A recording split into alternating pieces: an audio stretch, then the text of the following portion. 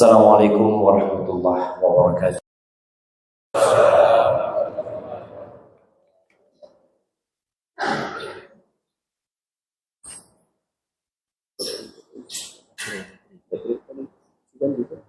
Alhamdulillah alladzi bi ni'matihi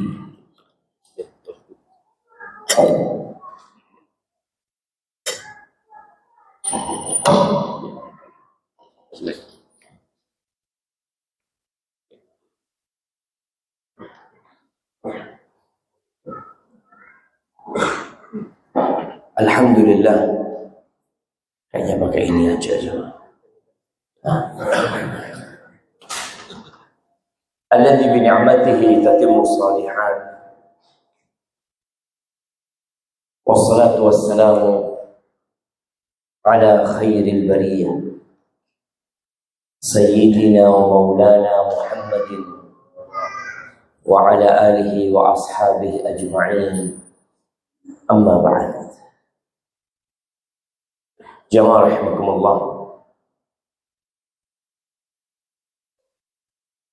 Berulang kali di dalam Al-Quran Al-Karim Allah Jalla Jalaluhu mengingatkan kita dengan hakikat kehidupan dunia ini. Yang kita melihat manusia berlomba-lomba untuk mendapatkan. Mereka bersaing. Mereka saling sikut sana dan sini. Tadi imam kita membacakan surat apa? Surat Al-Qiyamah. Bagaimana Allah Azza wa Jalla mengingatkan kita. Ada yang mau datang sini.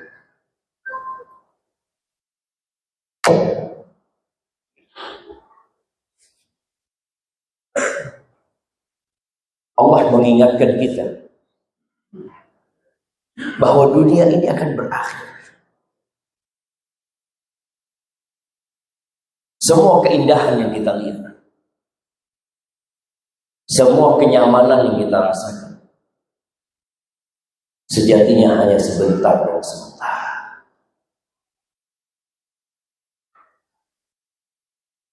Tapi manusia, kata Allah, bal tuhibbunal kalla bal tuhibbunal ajila wa tadharunal akhirah. Akan tetapi kalian benar-benar mencintai dunia dan meninggalkan akhirat kalian. Di surat Al-A'la yang sering dibaca oleh imam kalau sholat Jumat, dan ketika sholat Id juga dibaca oleh imam. Tatkala manusia berkumpul, mereka perlu diingatkan dengan hakikat kehidupan. Allah mengatakan, bal tu'thirunal hayatad dunya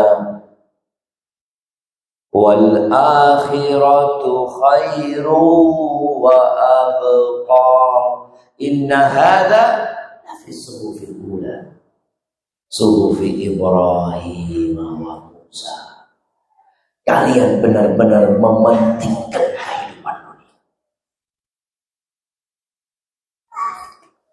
padahal akhirat itu lebih baik dan lebih kekal.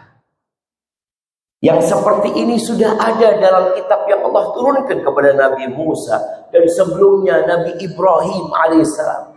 Artinya manusia sejak zaman dahulu seperti itu. Oleh karena itu, kalau kita membaca Al-Quran, berusaha untuk membaca dengan artinya.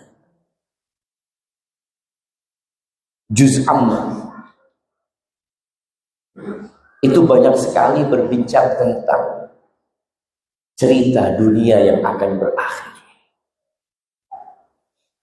Bagaimana Allah sebutkan idza samaa'un fatarat wa idzal kawakibu intatharat wa idzal biharu fujirat wa idzal quburu bu'thirat alimat nafsum ma qaddamat wa akharat. Semua akan berakhir. Langit akan terbelah. Bintang-bintang akan berjatuhan. Lautan akan meluap menjadi api. Kita berada di sebelah pantai. Banyak manusia kalau melihat pantai itu senang hati. Tapi tatkala engkau membaca ayat itu, engkau pikirkan suatu saat pantai ini akan berubah. Kita masih ingat dengan tsunami yang terjadi di Aceh.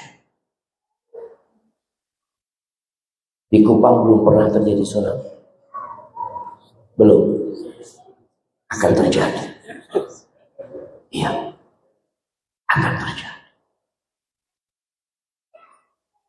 Hilang semua keindahan.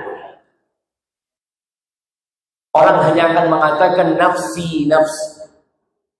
Dia hanya akan berpikir menyelamatkan dirinya. Dia tidak akan berpikir menyelamatkan harta yang ada dalam rumahnya. Dia tinggalkan semua itu. Ketika Allah bikin idza zulzilatil ardu zilzalaha, apabila bumi ini berguncang, apa yang akan terjadi dengan manusia?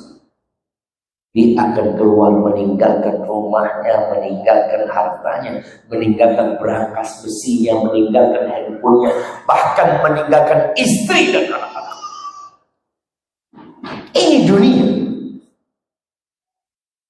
yang manusia berusaha untuk mengumpulkan dan menimbun. Allah ceritakan juga, wailul likulli humazatil lumazah alladzi jama'a malan wa addada. Celaka buat orang yang suka mengumpat, suka memaki. Apa kerjaannya? Jama'a malan wa addada. Mengumpulkan harta dan menghitung. Hati-hati yang suka ngitung fulusi. Suka buka rekening. Ya, berapa duitnya? Terus ditaruh lagi. Kenapa engkau begitu? Kalau engkau ada keperluan, wajar.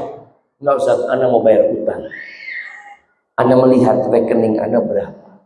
Tapi ada orang yang hanya untuk memuaskan diri. Sebelum tidur dia lihat berapa jumlah uang di rekening. Atau ada orang yang suka buka berangkas besi. Dia lihat. Masya Allah, tutup lagi semua. Yahsabu anna malahu akhlaq. Dia mengira bahwa harta itu akan membuat dia kekal dan abadi. Enggak. Oke, Allah mengatakan ya ayyuhan nas inna wa'dallahi haqq. Fala taghurrannakumul hayatud dunya. Kata Allah, wahai umat manusia, sesungguhnya janji Allah itu benar. Akan ada kehidupan selanjutnya. Manusia akan dibangkitkan kembali. Bumi ini akan dihancurkan sehancur-hancur. Fala taghurrannakumul hayat. Kalian jangan tertipu dengan kehidupan dunia. Kita lihat di masjid ini, jemaah. Ada yang masih kecil, Masya Allah. Umur berapa nih? 10 tahun. Masih sehat, masih bugar. Tapi ada yang sudah sepuh. Yang kecil menunggu kesepuhan. Yang sepuh nunggu apa? Nunggu mati. Itu yang terjadi sama kita. Maka jangan tertipu. Antum dapat melihat bagaimana perkembangan manusia. Ketika dia masih bayi, kemudian dia mulai bisa berdiri, dia mulai bisa berjalan, dia bisa berlari, dia bisa berdiri sendiri, tegak, mandiri. Tapi suatu saat engkau akan butuh manusia yang memandikan diri. Sekaya apapun, Sebanyak apapun hartamu, segagah apapun, engkau akan butuh seseorang. Dan orang-orang itu akan mengeluarkanmu dari rumah. Maka jangan tertipu dengan kehidupan dunia ini. Rasulullah Sallallahu Alaihi Wasallam belum memberikan gambaran tentang dunia ini. Suatu hari beliau berangkat dari Awali Madinah lewat pasar. Tempat yang paling dibenci Allah itu apa namanya? Pasar. Dan pasar itu ada di handphone kita sekarang. Anda mengingatkan kalau di masjid jangan buka pasar. Berbagai macam pasar online. Kadang-kala orang habis sholat, dia melihat belanja nggak boleh. Di luar masjid sana kalau kau mau belanja. Ahabul biqa ilallahi masajid. Tempat yang paling dicintai Allah itu masjid. Dan lihat berapa banyak kita ke masjid dan berapa banyak kita ke pasar. Sebagian kita kalau di masjid kepingin segera pulang. Kalau di pasar nggak pulang-pulang. Padahal ini tempat yang paling dicintai Allah. Tapi lewat pasar, alaihi salatu wassalam. Pasar di masa itu ya, pasar sayur mungkin bersama dengan pasar hewan ya. Dan semua orang sibuk teriak menawarkan barang dagangan. Tiba-tiba Nabi SAW melewati anak kambing yang sudah jadi bangkai. Jadyun asek. Bangkai anak kambing yang cacat.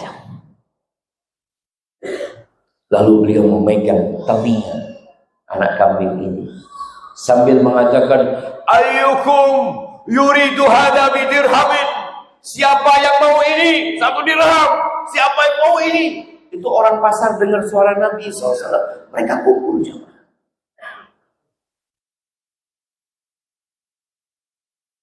Kata para sahabat, ya Rasulullah, siapa yang mau ya Rasul? Siapa yang mau gratis? Siapa yang mau ini jadi milik dia? Maka para sahabat mengatakan, ya Rasulullah, in kana hayyan kana asad. Ya Rasulullah, kalau dia hidup nggak bangkai, dia itu cacat. Kita paling nggak suka dengan sesuatu yang cacat. Kalau dia hidup, dia itu cacat. Bagaimana dia sudah menjadi bangkai? Siapa yang mau? Gak ada yang mau. Sahabat gak ada yang mau. Rasulullah SAW hanya ingin mengingatkan kepada mereka, la dunya ahwanu 'ala Allah min hadza 'alaikum. Dunia itu benar-benar lebih hina di sisi Allah daripada ini di hadapan kamu. Tapi kenapa kita rebutan dunia ini? Banyak yang tertipu karena lupa dengan hakikat dunia.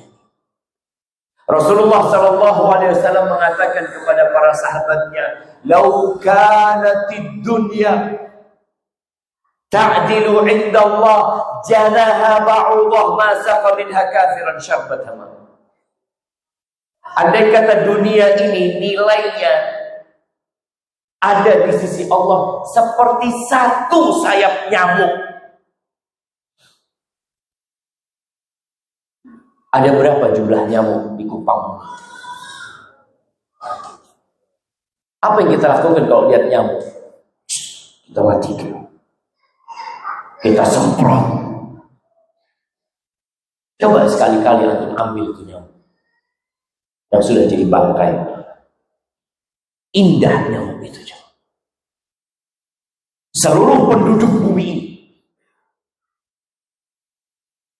kalau mengumpulkan semua harta dalam rangka menciptakan nyamuk, bisakah mereka menciptakan nyamuk?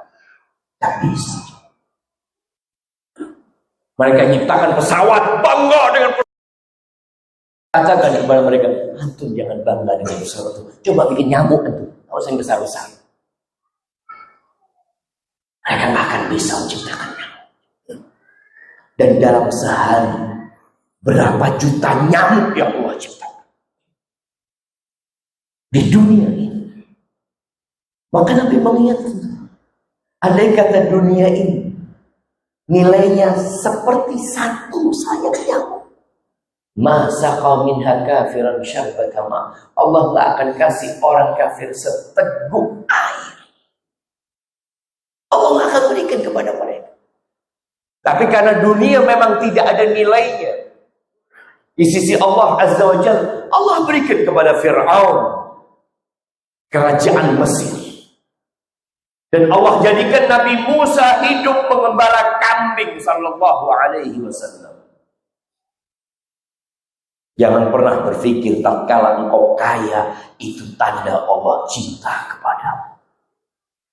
Jangan berpikir tatkala jabatanmu semakin mentereng itu tanda Allah cinta kepadamu. Enggak. Tapi orang-orang yang tidak beriman memandang dunia ini segala-galanya. Dia menilai orang dengan apa? Dengan jam yang dipakainya. Pakai jam apa? Jamnya saja 200 juta. Allah mengatakan tentang penilaian orang-orang tidak beriman di surat Al-Fajr. Fa'ammal insanu idza mabtalahu rabbuhu fa'akramahu wa na'amahu fayaqul rabbi akraman. Adapun manusia, apabila Allah berikan ujian kepada dia, bala, tapi balanya itu kenikmatan. Allah berikan jabatan kepada dia, Allah berikan kehormatan kepada dia, Allah berikan nikmat kepada dia, lalu dia mengatakan Rabbi akraman, Tuhanku memuliakan aku.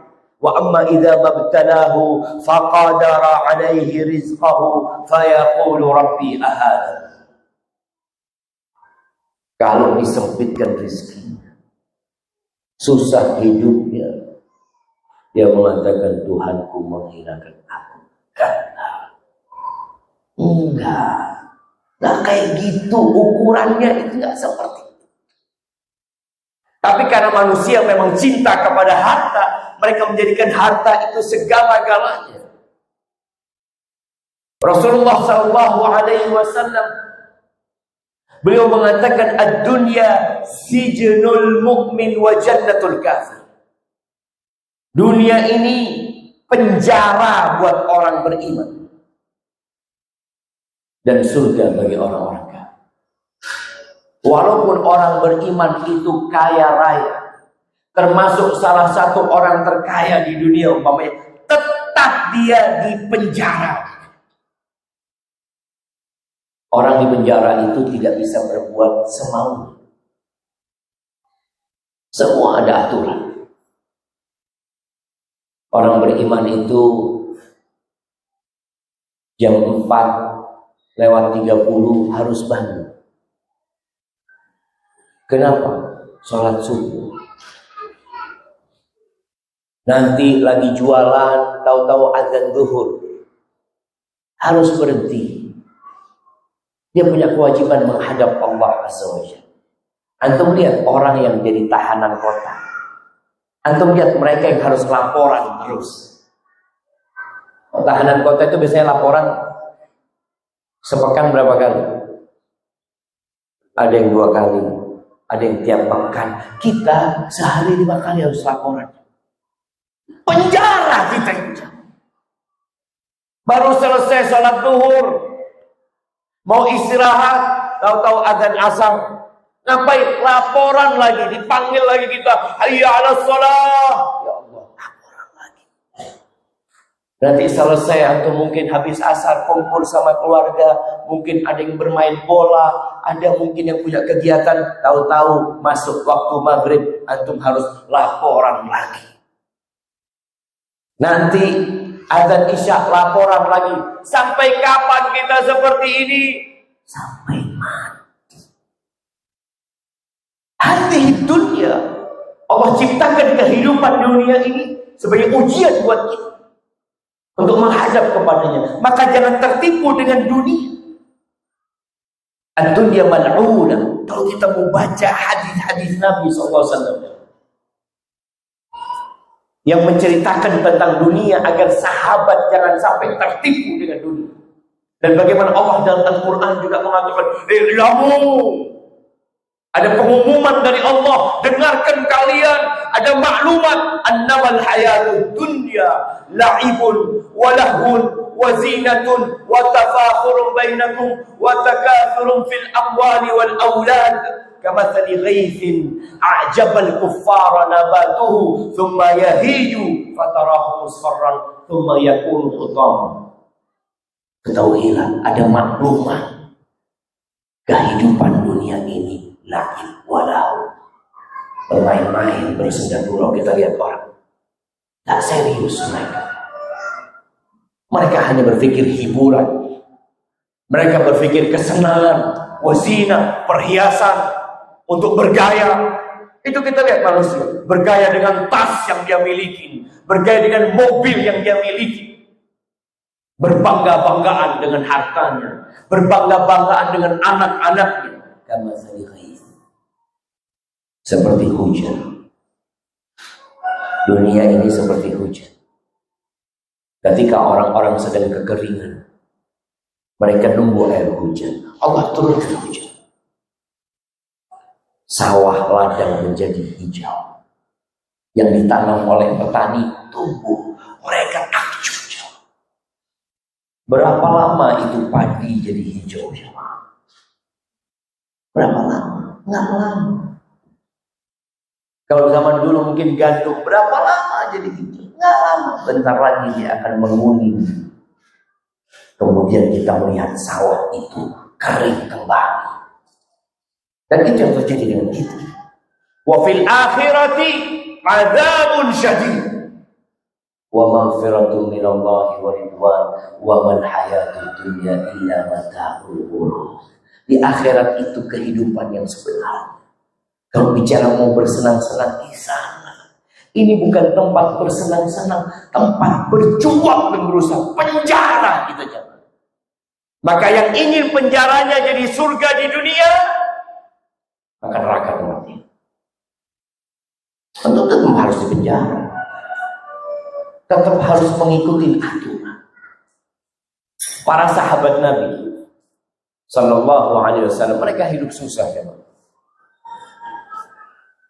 Raja-raja dulu itu tidak merasakan kenikmatan yang dirasakan oleh kita sekarang. Bicara Fir'aun, Namrud, kalau musim panas ada AC pada waktu itu. Sekarang orang miskin bisa merasakan AC. Ya kalau ingin dapat AC masuk ke mall, bentar, alhamdulillah keluar lagi dia. Allah berikan kenikmatan sekarang. Bagaimana mereka dulu kalau mau berangkat ke tempat yang jauh harus berhari-hari. Antum dari Kupang ke Surabaya 2 jam. Bagaimana dahulu mereka berhari-hari, sekarang 9 jam sampai ke Mekah, sampai ke Madinah. Kita benar-benar mendapatkan nikmat yang tidak dirasakan oleh mereka. Tapi ingat, kita tetap dikejar. Pada tahun ke-9 Hijriah, setelah penaklukan kota Mekah. Kota Mekah itu ditaklukkan pada tahun berapa? Tahun ke-8 Hijriah. Jadi perang antara umat Islam itu didominan dengan perang dengan orang-orang musyrikin Mekah. Karena mereka menjadi pemimpin bangsa Arab pada waktu itu. Perang Badar, perang Uhud, perang Khandaq. Sampai tatkala terjadi penaklukan kota Mekah, para sahabat benar-benar merasakan nikmat. Tenang hidupnya, selesai. Pikir mereka sudah selesai. Perjuangan sudah berhenti. Subhanallah, Allah perintahkan mereka untuk menuju ke Romawi, menuju ke Tabuk pada saat musim panas. dengan jarak 700 km. Jumlah pasukan umat Islam yang berangkat 30.000. Dengan onta yang terbatas, sehingga satu onta untuk 3 orang. Bekal yang gak cukup buat mereka, sehingga sebagian sahabat ditolak sama Nabi SAW. Yang gak punya bekal, gak usah berangkat. Ketika diwajibkan jihad kepada mereka, sebagian mereka keberatan. Lalu Allah mengatakan, ya ayyuhalladzina amanu, wahai orang-orang yang beriman, dipanggil dengan keimanan yang ada dalam jantung mereka. Malakum idza qila lakum unfiru fi sabilillahi thaqaltum ilal ard araditum bil hayatid dunya. Wahai orang-orang yang beriman, kenapa kalian? Ada apa dengan kalian? Ketika dipanggil untuk berjuang di jalan Allah, kalian condong kepada bumi ini, condong kepada kehidupan dunia ini. Oh, kalian sudah puas dengan kehidupan dunia ini. Wa mal hayatud dunya fil akhirati illa qalil.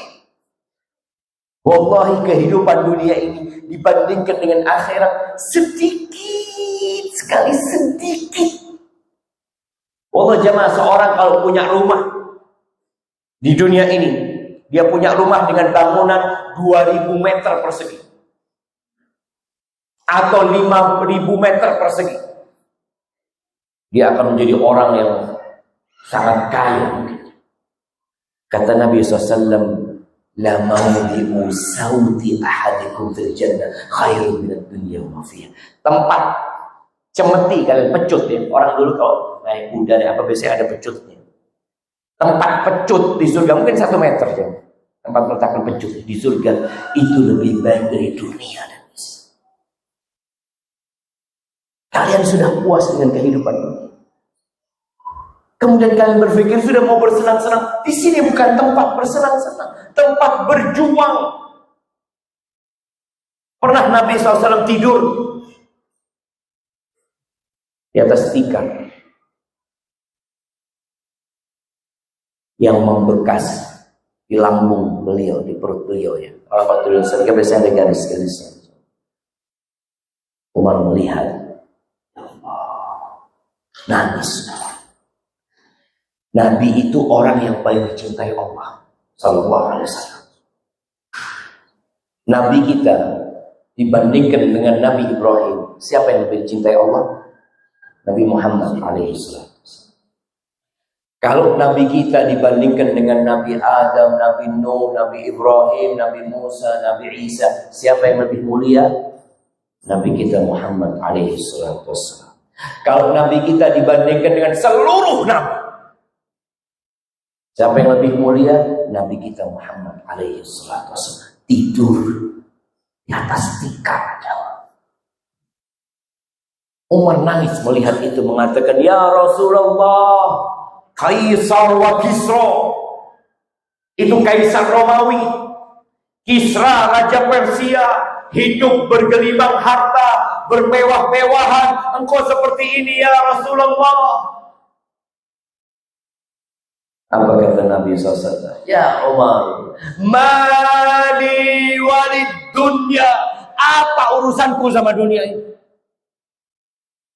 Beliau ingin mengajarkan kepada para sahabat, dunia ini hanya tempat penyeberangan. Innama mathali wa mathalud dunya karakibin istadalla tahta syajaratin thumma raha wa tarakaha. Perumpamaanku dengan kehidupan dunia ini seperti seorang yang sedang berkendaraan, seorang musafir naik kendaraannya, lalu ada rest area, ada pohon tempat dia bernaung. Sebentar dia bernaung di sana, kemudian pergi meninggalkan dunia itu selama-lamanya. Katakan, mana raja-raja yang pernah berkuasa di Nusantara? Mana presiden-presiden yang pernah berkuasa puluhan tahun? Di negeri kita pernah ada satu presiden berkuasa selama 32 tahun. Kemana beliau? Semua ditinggal. Terus bagaimana sikap kita dengan dunia?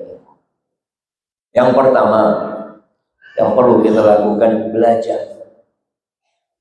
Belajar apa? Belajar agama. Ketika Nabi SAW menyebutkan ad-dunya mal'unatun mal'unun ma fiha. Dunia ini terlaknat. Kita ini berada di tempat yang terkutuk. Semua yang antum sentuh, semua yang antum lihat dari urusan dunia ini akan hilang, akan hancur. Buktikan. Yang di dalamnya semua terlaknat. Illa dzikrallah wa ma wala. Kecuali mengingat Allah dan ketaatan kepada Allah itu tidak terkutuk. Wa alim au muta'allim. Dan orang yang berilmu atau orang yang belajar ilmu. Ilmu apa? Ilmu tentang akhirat. Kita di dunia paling lama berapa tahun?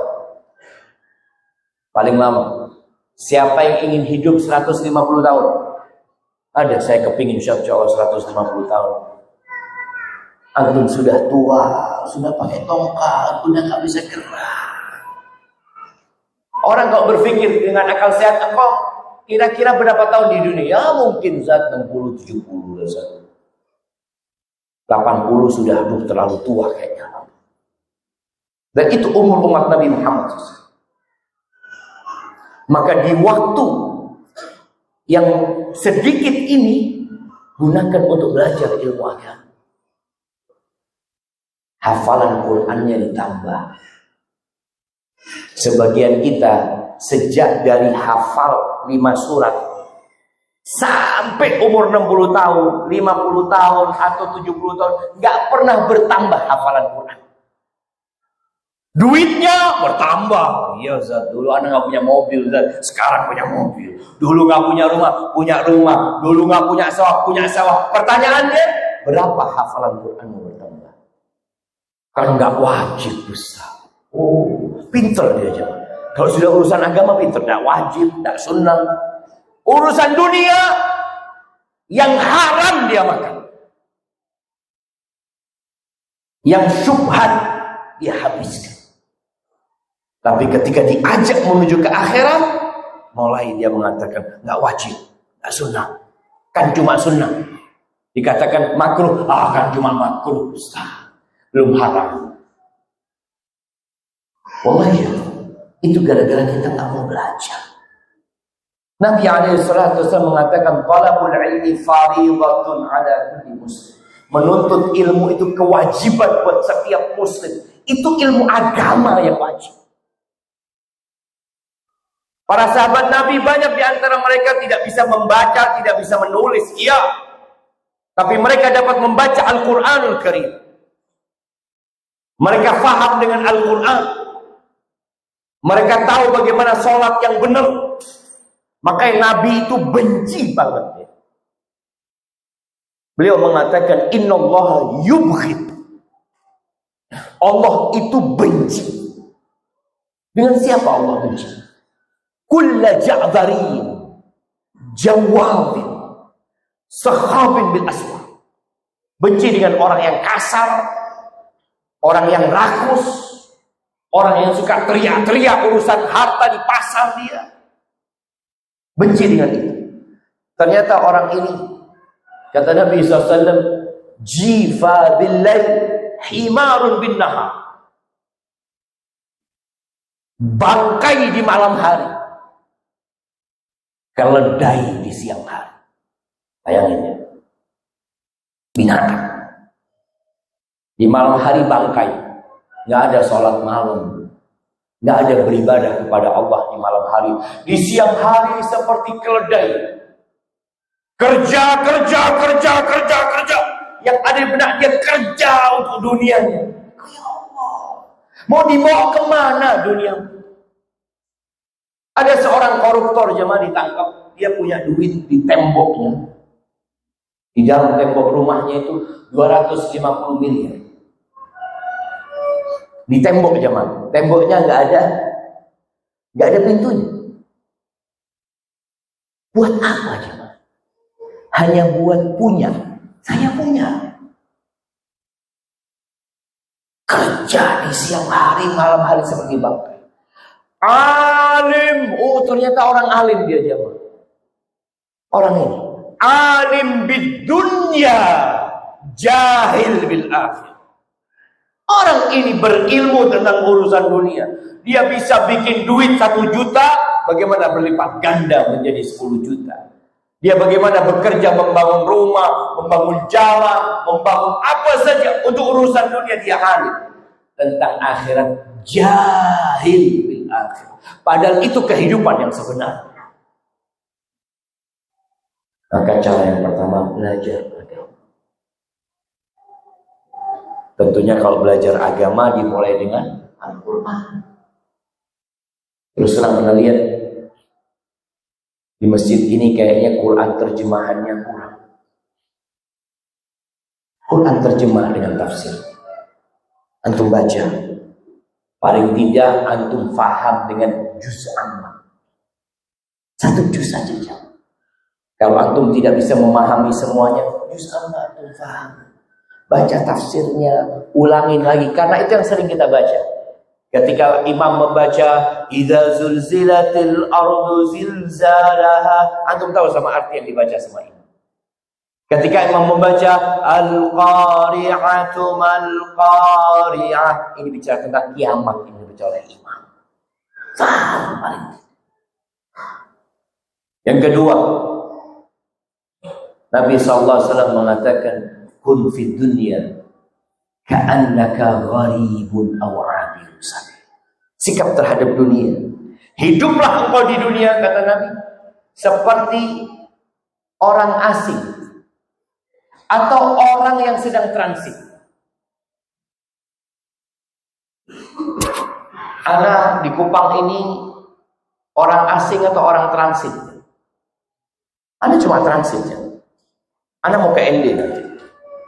Dari ND besok Ana mau lewat Kupang lagi. Pantaskah orang transit itu beli rumah? Ada orang datang, Ustaz nggak mau beli rumah. Ustaz di sebelah masjid ada tanah kosong, Ustaz. Dijual, Ustaz. Ana ngomong Allah ya. Ana coba sebentar di sini. Bagus Ustaz, murah Ustaz. Allah mau murah, mau apa? Ana cuma transit di sini. Loh Ustaz mau kemana? Mau pulang kan? Nabi menggambarkan gitu. Engkau hidup dunia seperti itu. Sebelum engkau punya rumah di dunia, bangun dulu rumahmu di tempat tinggal. Kita lihat kawan-kawan kita yang kerja, umpamanya merantau. Dia merantau di Malaysia atau merantau di negeri yang lainnya. Dia nggak apa-apa di situ nggak punya rumah. Ya. Kalau ditanya, Bapak punya rumah di Kuala Lumpur? Enggak lah Ustaz, ngapain punya rumah di sini? Loh, rumahnya di mana? Di Kupang Ustaz. Karena saya beli tanah 2 hektar. 1 hektar buat perkebunan, 1 hektar buat perumahan. Alhamdulillah. Di Kuala Lumpur nggak punya apa-apa, mobil nggak punya Ustaz, rumah sewa, kontrak. Seperti itu seharusnya dalam kehidupan dunia ini. Yang kita perlu pikirkan, antum sudah punya apa di kampung antum, di kampung akhirat sana? Antum sudah punya apa? Jangan-jangan antum belum punya rumah. Di sana dibangun rumah itu terus. Barang siapa yang sholat 12 rakaat dalam sehari semalam, banallahu lahu baitan fil jannah. Allah bangunkan buat dia rumah di surga. Itu sholat sunat rawatib. 2 rakaat sebelum subuh, 4 rakaat sebelum zuhur, 2 rakaat setelah zuhur, berapa jadinya? 8. 2 rakaat ba'da maghrib, 2 rakaat ba'da isya. Dawamkan, jaga itu sholat. Antum sedang bangun rumah. Kalau ditanya ngapain? Sedang bangun rumah. Antum sholat? Iya. Ini cicilan bangun rumah. Bangun masjid. Berlomba-lomba kita membangun rumah Allah Subhanahu wa Ta'ala. Kalau bisa 1 masjid antum yang bangun, sebelum antum bangun rumah, antum punya rezeki, anak mau bangun masjid. Ketika ditanya sama keluarganya, loh gimana sih rumah belum punya, oh udah bangun masjid. Itu dilakukan Rasul sallallahu alaihi wasallam. Ketika beliau sampai ke kota Madinah, beliau nggak punya rumah. Beliau numpang di rumahnya siapa? Abu Ayyub Al-Ansari. Numpang. Lalu beliau ketika sampai kota Madinah itu melihat ada tanah lapang di situ, tempat ontanya berhenti. Beliau mengatakan, di sini kita mau bangun masjid. Beliau bertanya, punya siapa tanah ini? Oh, punya 2 anak yatim katanya. Saminuni katanya. Berapa harganya? Mereka mengatakan, kita tidak minta harganya kecuali kepada Allah Azza wa Jalla. Kata Nabi, enggak. Berapa harganya? Dibayar sama Nabi SAW. Beliau belum punya rumah. Beliau beli tanah buat masjid. Kemudian beliau bangun masjid. Setelah selesai masjidnya jadi, baru beliau bangun rumahnya.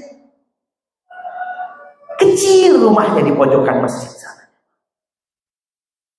Maka antum kalaupun ngontrak nggak apa-apa ngontrak. Yang penting rumah anak sudah jelas. Sampaikan kepada istrinya, kepada anaknya, nah, insya Allah, bapak kepingin kita semua punya rumah dulu di sana. Di sini ngontrak nggak apa-apa. Itu kalau keluarganya ngerti agama. Tapi yang nggak gitu juga Ustaz. Allah jemaah berusaha.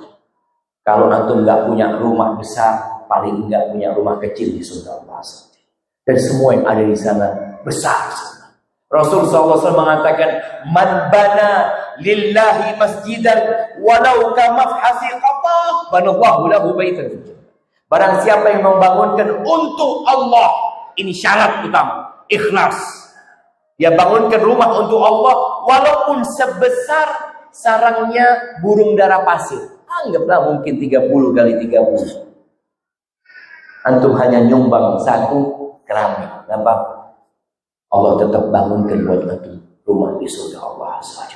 Allah itu maha baik jemaah. Kita berbuat sedikit, Allah kasih banyak. Itu yang perlu kita lakukan. Ingat, kita hanya di tempat transit. Nggak lama. Kalau antum tidak mau keluar dari rumah antum, nanti anak antum akan keluarkan antum. Nih bapak yang kaya raya ya, Masya Allah. Anaknya kapan bapak mati ya? Antum pikir anak antum senang? Tunggu, semua bakal mati.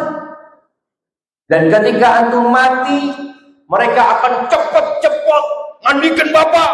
Karena sunnahnya jenazah itu harus disegerakan. Wah, dimandikan bapaknya, dikafani bapaknya, disolatin ke kubur. Ya Allah, berapa menit anak itu berada di kuburan? Yang pernah menguburkan bapaknya? Siapa yang pernah menguburkan bapaknya? Insya Allah sebagian kita sudah menguburkan bapaknya.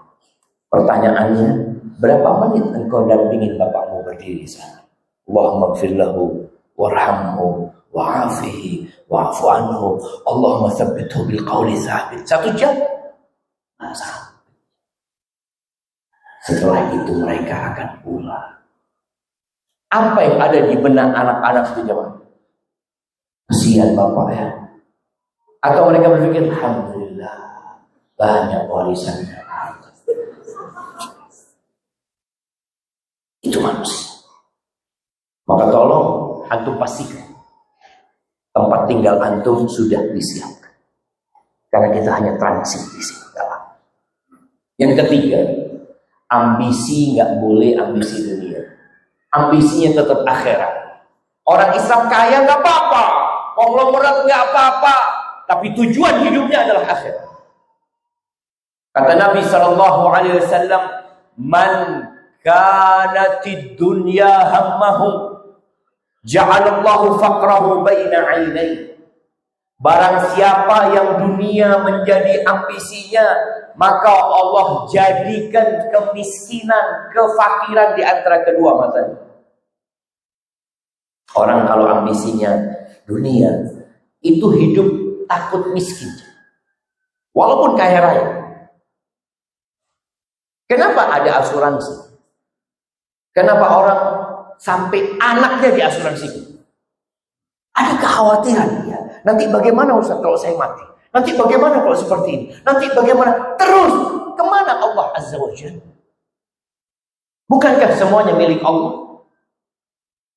Allah jadikan kefakiran di antara kedua matanya.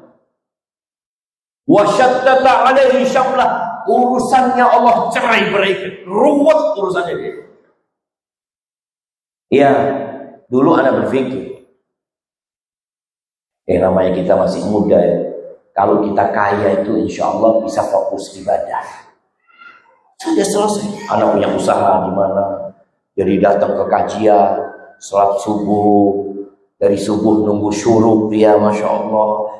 Nanti beberapa bulan berangkat umroh, berangkat haji. Anak lihat ternyata enggak. Malah kadang-kala yang ada di sop pertama itu yang punya utang, yang susah-susah hidupnya. Masya Allah. Jadi kadang-kala yang banyak fulusnya malah nggak di sop pertama gitu coba. Ada di sop mana? Terakhir. Ya ini enggak juga. Tapi kadang-kala seperti orang yang ambisinya dunia, ternyata dunia itu membuat dia semakin susah hidup. Maka Allah katakan, "Fala tu'jibka amwaluhum wala auladuhum." Engkau jangan heran sama harta mereka. Kita tuh selalu heran ya. Kalau dapat, oh fulan Ustaz, ini orang paling kaya Ustaz. Ini seperti ini anaknya sukses, ini punya itu. Kalau mereka ambisinya dunia, kata Nabi, "Fala tu'jibka amwaluhum." Kata Allah, "Fala tu'jibka amwaluhum wala auladuhum." Jangan takjub kau dengan harta mereka, dengan anak-anak mereka. Kenapa? Innama yuridullahu liyu'adzibahum biha fil hayatid dunya. Allah ingin mengazab mereka dalam kehidupan dunia. Ternyata harta itu bisa menjadi azab di dunia ya, bukan di akhirat. Di dunia. Antum bisa melihat ada orang punya harta tapi tersiksa dengan hartanya, tidak menikmati. Maka yang dunia ambisinya Allah jadikan kefakiran di antara kedua matanya, urusannya dicerai-beraikan. Walam ya'tihi minad dunya illa ma qaddara lahu. Dunia tidak akan datang kepada dia kecuali sesuai dengan yang sudah ditakar. Itulah harta. Mati ditinggal semua. Tapi kalau ambisi antum akhirat, wa man kanatil akhiratu hamma, akhirat jadi ambisi dia, apa yang Allah akan berikan kepada dia? Ja'alallahu ghinahu fi qalbi. Allah akan jadikan kekayaan di dalam jiwa, di dalam hatinya. Orang kaya dia.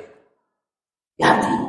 Makanya nggak takut sedekah, nggak takut berbagi. Dia bangun masjid, dia bangun sekolahan, dia berangkat haji. Sampai anak pernah ketemu ketika haji. Ini sebagai penutup yang sudah jam 6, subhanallah. Anda ketemu dengan seorang yang berangkat haji, sudah tua aja. Kalau dari penampilannya dia orang nggak punya. Anda tanya, Bapak udah berapa kali berangkat haji? Alhamdulillah sudah yang ketiga. Masya Allah. Semuanya ONH plus. Iya semuanya ONH plus. Sekarang ONH plus itu kira-kira ya 15.000 US dollar. Berapa juta? 225 lah, sama bekalnya 250 juta, atau sama oleh-oleh jadi 300 juta. Artinya, Bapak kok bisa seperti ini? Apa yang menjadi motivasi Bapak? Iya, waktu saya haji yang pertama, saya ngomong sama istri, nanti kalau selesai haji kita nggak usah haji lagi lah ya. Kita kalau punya rezeki kita bangun masjid. Kata istrinya, iyalah Mas, subhanallah. Pulang haji dia katakan, Allah kasih rezeki Ustaz. Akhirnya anak bangun masjid sampai selesai masjid. Allah kasih rezeki lagi zaman Ustaz. Sudah tua mereka katakan. Akhirnya kita daftar haji lagi. Berangkatlah yang kedua. Setelah yang kedua kita ngomong sama istri lah, kalau kita dapat rezeki kita ngaspal jalan di kampung ya, biar orang-orang kampung itu ya jalannya enak karena jalannya nggak aspal di kampung. Subhanallah, pulang haji Ustaz, Allah kasih rezeki di aspal itu jalan di kampung Ustaz. Selesai, Allah kasih rezeki lagi buat kita. Ada kita berangkat haji lagi. Itu ketika orang ambisinya akhirat, Allah kasih rezeki sama antum. Dan antum tidak akan berebut harta milik orang lain. Ja'alallahu ghinahu fi qalbihi wa jama'a alaihi syamlah wa atathu dunya wa hiya raghimah. Urusannya disederhanakan, enggak ruwet orang itu. Dan dunia akan datang, diantarkan kepada dia secara ini. Maka tolong semuanya bertanya, kenapa dia bekerja? Untuk apa dia bekerja? Kenapa dia punya tabungan? Kenapa dia buka usaha? Kenapa dia buka usaha lagi di sana? Apa sebenarnya? Jangan sampai kita lupa dengan halal dan haram. Dan jamaah, bicara dunia masih panjang sebenarnya, tapi intinya jadikan dunia ini tempat penyeberangan kita. Kehidupan sebenarnya di akhirat. Berdoa minta sama Allah, wala taj'alid dunya akbar hammina. Ya Allah, jangan jadikan dunia ini ambisi kami yang paling besar, jangan. Wala mablagha ilmiya, jangan sampai ilmu kami cuma urusan dunia. Itu doa Nabi SAW. Dan semoga dengan seperti itu Allah menyelamatkan kita dalam kehidupan dunia ini dari fitnah-fitnah yang ada, dan Allah memasukkan kita ke surganya. Ana rasa ana cukupkan di sini jamaah. Yang benar dari Allah, yang salah dari diri anak pribadi, Allah dan Rasulnya terbebaskan dari kesalahan itu. Subhanakallahumma wa bihamdika asyhadu an la ilaha illa anta astaghfiruka wa atubu ilaik. Assalamualaikum warahmatullahi wabarakatuh.